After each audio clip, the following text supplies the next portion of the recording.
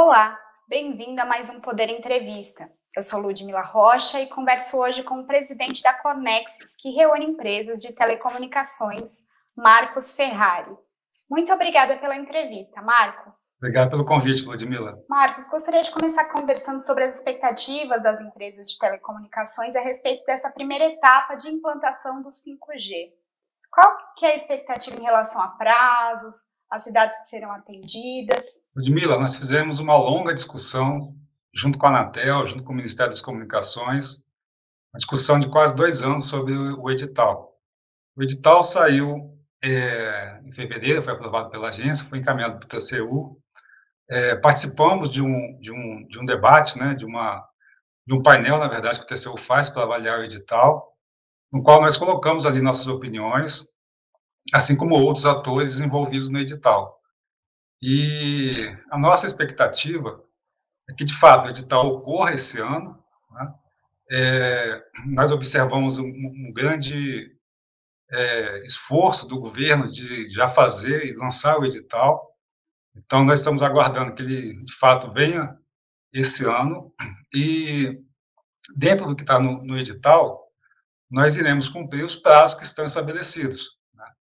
Então, há um prazo para que até julho de 2022 tenha o 5G nas capitais, e até lá nós teremos que fazer a limpeza da faixa. Limpeza da faixa significa tornar a faixa que hoje é ocupada por outros serviços limpa, livre, disponível, para que possa funcionar o 5G sem interferência nesses serviços. Então, a agência colocou um prazo para que a gente faça a limpeza dessa faixa nesse período, até julho de 2022, um prazo que, aparentemente, pode ser apertado. Então, provavelmente, dada a escolha que foi definida pela agência, esse prazo pode ser curto, tendo em vista as dificuldades que é de limpar a faixa, mas, considerando os prazos editalícios, teríamos o 5G em julho de 2022. E é nesse prazo que nós estamos trabalhando.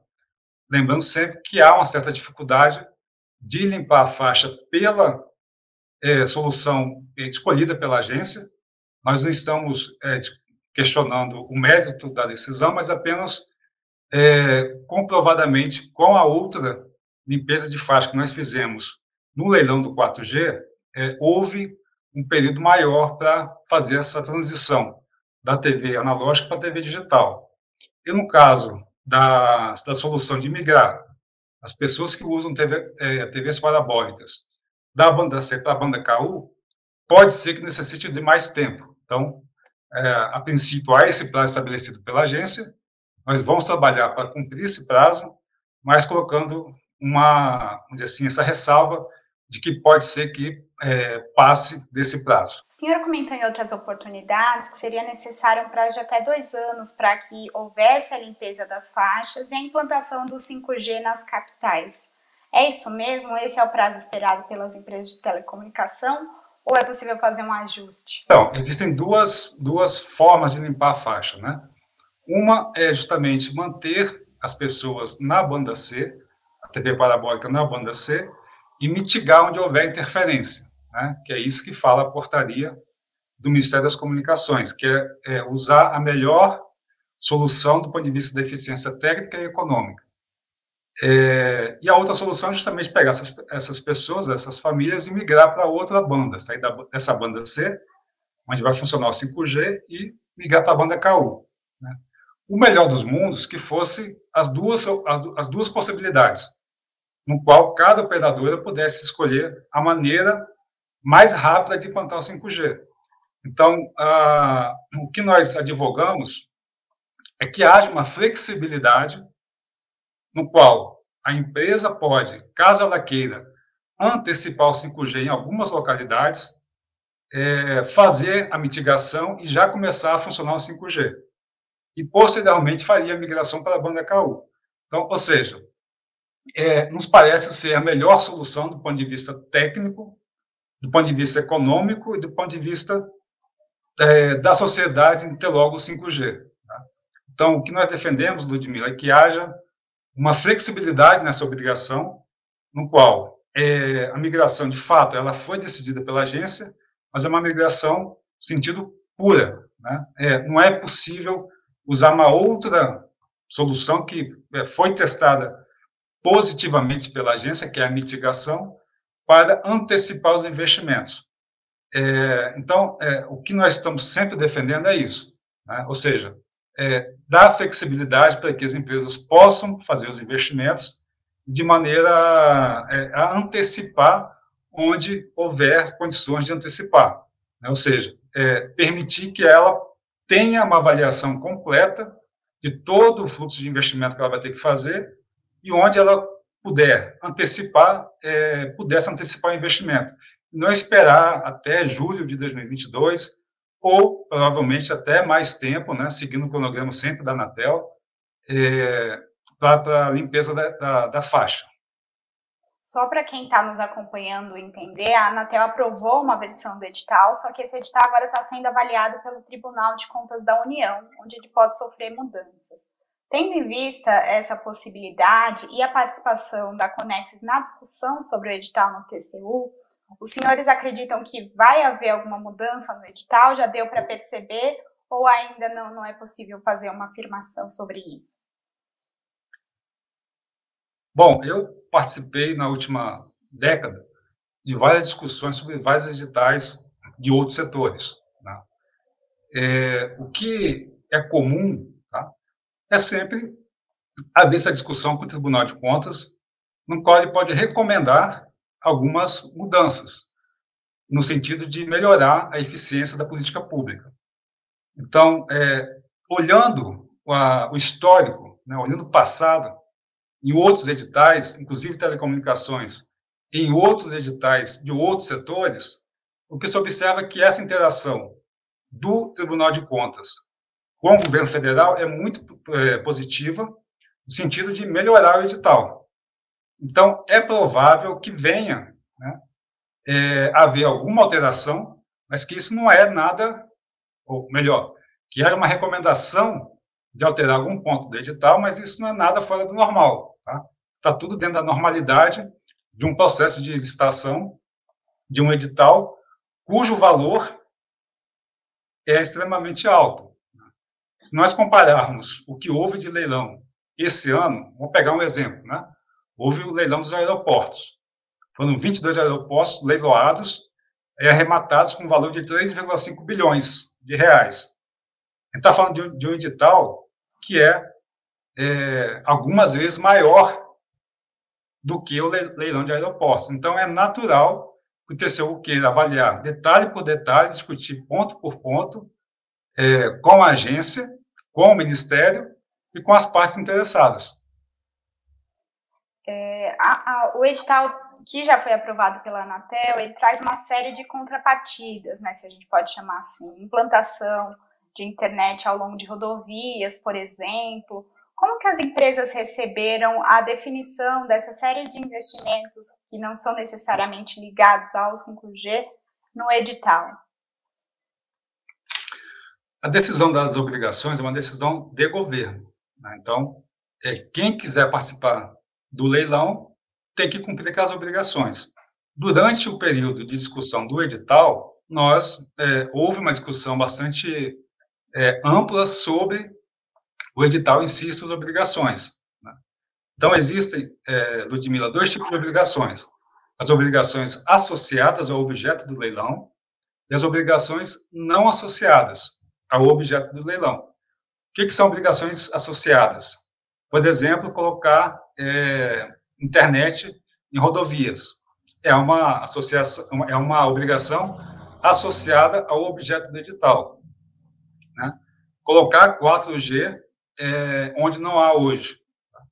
É uma obrigação associada ao edital. Não necessariamente 5G, mas está associada ao negócio de quem vai participar do leilão. Tá? Obrigações não associadas são aquelas em que tem um caráter mais oneroso, tá? Que é a rede privativa, o norte conectado, limpar a faixa da banda C, né? Migrar as pessoas da banda C para a banda KU. Isso são obrigações não associadas. o valor da faixa menos essas obrigações é o preço mínimo que vai a leilão. E aí o governo arrecada esse preço mínimo mais o ágio da competição, que é naturalmente um leilão. Tá? Nós não discutimos o mérito das obrigações. Isso é uma definição de governo. Então, o governo que define quais são as obrigações. Tá? O que nós discutimos é tentar sempre minimizar as obrigações não associadas, não a obrigação em si, mas os custos com aquela obrigação. Então, se hoje há alguma preocupação ainda em relação às obrigações não associadas, essas obrigações são muito mais relacionadas à governança do que a obrigação em si. Então, como é que vai funcionar a rede privativa? Né? Como que será a coordenação dos investimentos da rede privativa, né? E do nosso conectado, naturalmente, também. Tá? Então, observem que são apenas dúvidas, né, pontuais sobre como executar essas obrigações. Tá? A gente não está discutindo o mérito da escolha do governo em relação a essas obrigações. Claro que, quanto mais obrigações associadas houver, melhor, porque o edital ele é binário. Né? Ou ele é arrecadatório e tem menos investimento, ou ele é não arrecadatório e tem mais investimento. O governo optou por fazer um leilão não arrecadatório, ou seja, o valor da outorga vai ser pequeno, em compensação, teremos obrigação de investimento maior. Tá?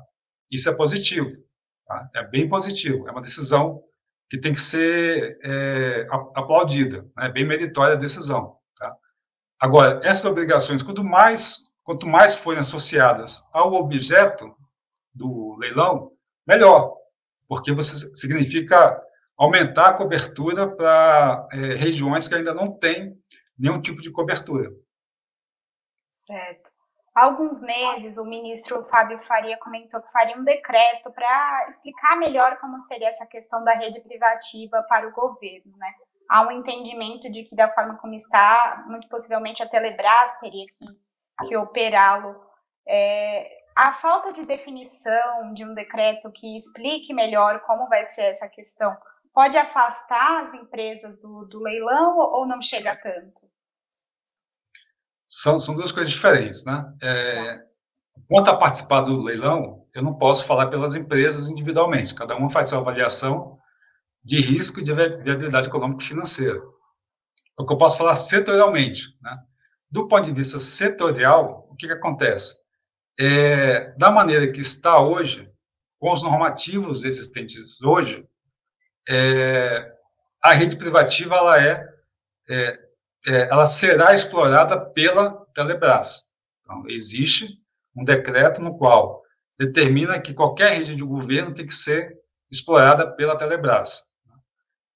O que o ministro, em algum momento, colocou nas suas redes sociais, e o ministro tem dialogado bastante conosco, e isso eu queria destacar de maneira bem clara, que o ministro está sempre aberto a discutir conosco, e, em algum momento, o ministro colocou nas suas redes sociais que ele iria propor ao presidente mudar esse decreto para tirar essa obrigatoriedade de ser sempre a Telebrás. Isso nós vimos com muito bons olhos, porque significa que qualquer outra empresa poderá explorar a rede privativa. Então, para nós, é bem positiva essa avaliação e essa colocação do ministro. Mas, de fato, ainda não houve nenhuma mudança de decreto. Né? Isso já faz algum tempo, né? Eu acredito que o governo está avaliando a melhor maneira de mudar o decreto para permitir que outras empresas possam participar da gestão da rede privativa de governo. O governo tem amenizado as discussões, as críticas em relação à Huawei, a empresa chinesa que é uma das maiores nessa tecnologia, mas às vezes escapa ainda alguma resistência à participação da empresa no leilão, embora não haja nenhuma restrição no edital. Como que o setor repercute essa posição do governo? A nossa posição, Ludmila, sempre foi defender a liberdade econômica. Resgatando um pouquinho a história do setor, desde quando ele foi privatizado, está bem explícito na LGT que a regulação iria se mover no sentido de promover a competição. Então, hoje nós temos um setor, um mercado, vamos dizer assim, que é o sexto maior mercado do mundo. Temos o setor de telecomunicações, que é um dos mais robustos do mundo, haja vista o ano passado, no qual houve uma grande demanda pelo serviço de telecomunicações, e nós respondemos de maneira robusta, né? Ou seja, não houve nenhuma crise sistêmica nas nossas redes. Conseguimos atender todos os clientes, todo aumento de demanda que houve, em média 40% de tráfego na internet, nós conseguimos atender de maneira muito positiva. Tá? Então, o que permitiu ter esse mercado de telecomunicações são dois princípios, o princípio da regulação e o princípio da competição. Né? O nosso mercado, ele é um dos mercados mais competitivos do mundo. Quando se compara com outros países, o nosso preço, o preço do megabit e o preço do muito falado é um dos mais baixos em relação a outros países quando comparado na mesma moeda. Quando se coloca tudo em dólar, nós observamos que, de fato, nós temos um preço bem competitivo. Tá? Qualquer intervenção nesse setor, no mercado que está funcionando e está bem organizado, pode afetar esse equilíbrio. Tá? Qual é o equilíbrio? Ter um serviço de qualidade, ter um investimento parrudo e um preço competitivo. Qualquer intervenção que faça nesse funcionamento gera uma desorganização desse funcionamento e pode afetar tanto as operadoras quanto também e principalmente o consumidor. Então, nós defendemos sempre que não haja nenhum tipo de restrição à competição. Nós temos hoje fornecedores globais que nos atendem, que estão em todos os países. Então, nós temos fornecedor que está aqui no país, né, fabricantes, há quase 100 anos. E tem fabricantes que estão há 20, 30 anos aqui no país. Tá? Então, existe uma miríade, um ecossistema que nos atende, que é muito bem assentado, de anos, de décadas, que foi se formando esse ecossistema no Brasil. Tá? Então, nós temos hoje equipamentos da Ericsson, da Nokia, da Huawei, da ZTE, da Qualcomm, da Cisco, enfim, todos os fornecedores existentes no mundo, né, os grandes players globais, estão aqui no Brasil, e nós temos grande participação deles dos nossos equipamentos. Então, interferir nessa livre escolha do tomador de decisão e do realizador dos investimentos, que são as operadoras, seria um grande erro. Então, nós ficamos bem felizes quando a decisão do governo foi deixar como está, ou seja, manter a liberdade econômica, a concorrência e a livre iniciativa, conforme está previsto na Constituição.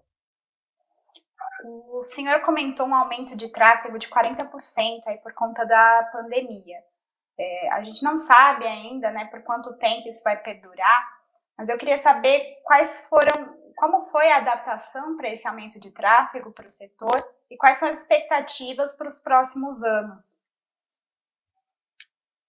Djamila, quando nós comparamos o ano passado, 2020, com o resto, com os anos anteriores, vamos chamar assim, né, os investimentos em 2020 foram maiores do que a média dos últimos 5 anos. O que isso significa? Significa que o setor acredita no país e quer atender cada cidadão.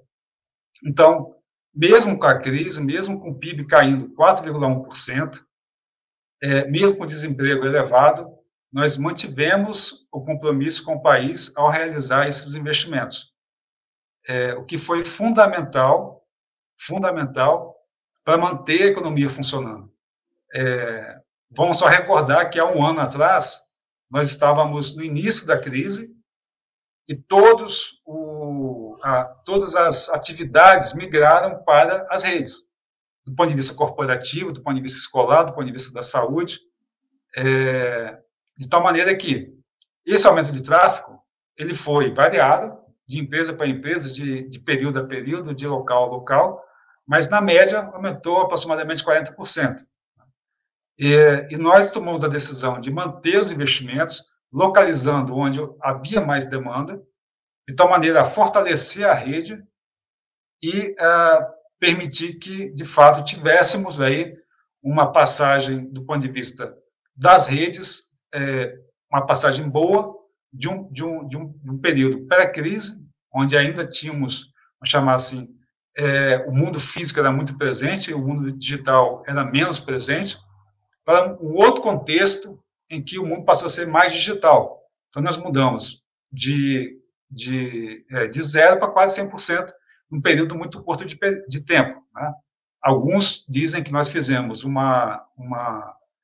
antecipamos quase 5, 10 anos no que diz respeito à maturidade virtual, à maturidade digital, ou seja, hoje nós estamos muito mais preparados para lidar com a economia digital, com a economia virtual, em função da pandemia. Claro que temos, vamos dizer assim, que sempre lembrar que a pandemia surgiu num momento em que ninguém esperava, e, infelizmente, estamos perdendo muitas vidas no mundo todo. Agora, talvez o legado que fica dessa crise é justamente sairmos dela mais digital, sairmos dela com um horizonte de termos mais pessoas cada vez mais conectadas, cada vez mais usando os meios de comunicação, usando os meios digitais para se comunicarem, né, para trabalharem, para estudarem, né, para usando a conexão, a conectividade em todas as esferas sociais e produtivas, tanto nas relações pessoais, nas relações da sociedade, como também na fábrica, no campo, nos serviços, no comércio. Então, me parece que é um avanço sem volta. Né? Os hábitos que foram adquiridos durante a pandemia, eles irão permanecer, né? Que nós chamamos na física, de esterese. Ou seja, tem uma crise, o sistema ele colapsa, mas ele volta, mas mantém aquela memória do que aconteceu durante o período da crise, que era, no nosso caso, o exemplo que eu dei aqui, no nosso caso, de comunicações, ser um mundo cada vez mais digital, um mundo mais virtual, um mundo mais produtivo e mais competitivo. Considerando esse aumento de demanda e também a expectativa em relação ao 5G, a Anatel fez uma carta para os prefeitos para que eles diminuam a burocracia e algumas limitações que há em regras para a implantação de antenas. Qual que é a expectativa do setor em relação à ampliação dessa infraestrutura física e quais são as outras dificuldades e necessidades para continuar atendendo essa demanda em relação à internet e também aumentá-la por conta do 5G? Uma pergunta importante, porque ela vai no cerne da questão. Nós ouvimos muito alguns comentários de que a conexão não é boa, de que existem falhas na conectividade, mas uma regra básica: se não há antena, não tem sinal. Simplesmente porque a antena é o que leva o sinal para o dispositivo, no caso o celular, né, falando do consumidor final, mas também falando de conectividade mais no sentido lato, está falando de levar conectividade na fábrica, no campo, de tal maneira que sem antena a gente não consegue avançar. Tá? Muito investimento é feito, né, o volume de investimento que nós fazemos é elevado, nós somos o setor de infraestrutura que mais investe no país, isso conforme o ranking do BNDES, nós somos o primeiro lugar, segundo lugar vem o setor rodoviário, com a metade dos investimentos que nós fazemos anualmente, para ver o tanto nós investimos no setor. Agora, é importante que os prefeitos, né, as câmaras municipais, as autoridades municipais se atentem para modernizar suas leis. Quando fala de antena de celular hoje, não é a antena de celular que era há 20, 30 anos atrás. Existem muitas leis hoje que não se modernizaram. Então, a tecnologia ela foi mudando, foi se modernizando, foi diminuindo o tamanho das antenas, de tal maneira que a antena do 5G vai ser possível colocar na fachada de um prédio. a colocar em cima de um poste. Coisa que era inimaginável há 20 a 30 anos atrás, no qual tinha que fazer toda uma infraestrutura para colocar uma antena de celular. Né? Essa carta que a Anatel fez, o presidente Leonardo tem trabalhado muito ativamente nessa ação para conscientizar os prefeitos da importância de ter leis mais modernas. O ministro Fábio Faria também tem atuado muito fortemente e apoiado o setor. E nós temos uma atuação muito forte para que os prefeitos, junto com as câmaras municipais, os vereadores, entendam que é importante ter uma lei mais moderna, compatível com a nova tecnologia, e que não seja uma lei arrecadatória. Não se pode ver uma lei municipal de liberação de infraestrutura com fins arrecadatórios, porque isso acaba inibindo o desenvolvimento do município. Tá? No 5G, Ludmila, o número de antenas vai ser muito maior do que o 4G. Então, hoje, para cada antena de 4G, provavelmente vai precisar de 5 a 10 vezes mais antenas, quando houver o 5G. De tal maneira que, se hoje temos um gargalo de mais de 5 mil pedidos parados nas prefeituras, com o 5G, esse número vai se avolumar ainda mais. Então, estamos trabalhando firme junto com os prefeitos, as câmaras, as autoridades do governo federal têm nos ajudado bastante. Ontem tivemos no Congresso um grande avanço que foi a aprovação na CCTI do projeto chamado Silêncio Positivo, o qual permite as operadoras, ao ter o pedido negado, ao fazer o pedido na prefeitura, caso demore mais de 60 dias, elas poderão instalar a infraestrutura para que, de fato, leve conectividade. Tá? Então, foi aprovado ontem no Congresso, na CCTI, agora vai para a CCJ, né, para avaliação dessa comissão. Né? Então, Ludmila, o que nós avaliamos é que, sim, temos que ter leis modernas, estamos trabalhando, porque senão a conectividade não chega. Tá? Fazer todo esse investimento, não conseguir botar uma antena, é quase que, vamos dizer assim, dificultar, né, a vida para quem mais importa para nós, que é o consumidor, que é o cidadão, que precisa da sua conectividade para fazer o seu trabalho, o seu estudo e por aí vai. Tá certo. Obrigada pela entrevista, Marcos. Eu agradeço, espero que tenha atendido aí e respondido bem as suas perguntas. E obrigada a você que nos acompanhou ao longo dessa conversa. Se inscreva no nosso canal, ative as notificações e até a próxima.